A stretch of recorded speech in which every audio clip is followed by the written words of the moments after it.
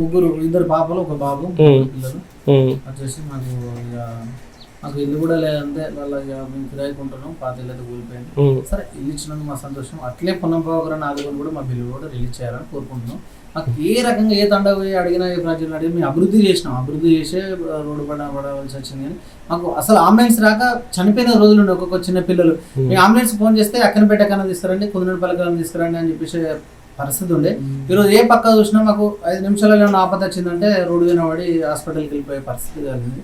ఇలా మా మైసమ్మ తండ గ్రామ ప్రజలు కూడా మాకు ఎందుకంటే బిడ్డ అందరూ అభివృద్ధి చేసినాం అన్నట్టే ఉన్నారు. ఆ ప్రజలు కూడా మాకు సహకరించింది కాబట్టి మేము అంత పని చేయగలిగినాం. మాకు తక్షణం కొంచెం బిల్లులు ఇప్పించగలని కోరుతున్నాం. సో విన్నారు కదా సర్పంచ్ వాళ్ళ ఆయన పరిస్థితి.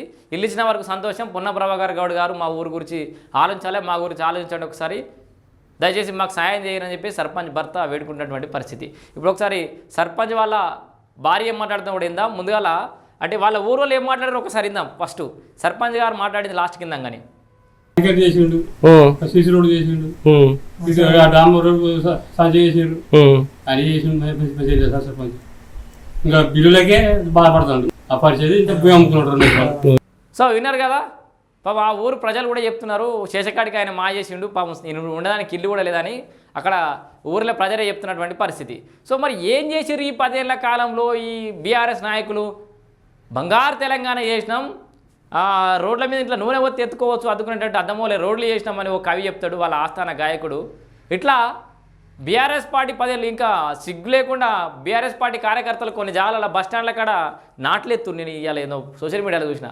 అరే నాయన 10 ఏళ్ళలో ఏం పడగొట్టిరు మీరు? మరి బస్టాండ్లలో సీసీ రోడ్లు సీసీ కూడా వేయలేకపోయారు, ఫ్లోర్ కూడా వేయలేకపోయారా మీరు 10 ఏళ్ళలో?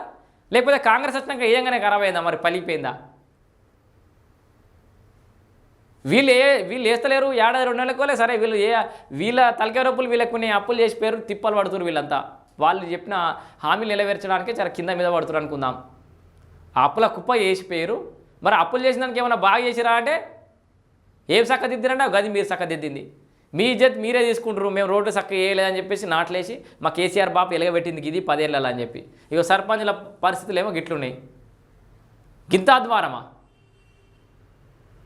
సో ఒక్క సర్పంచ్కి ఇప్పుడు మీ హయాంలో కేసీఆర్ డబుల్ బెడ్రూమ్ ఇవ్వలేరు, వాళ్ళకి సరైన వసతులు లేవు, వాళ్ళు ఏం బాగుపడలేదు సర్పంచ్గా చేసి.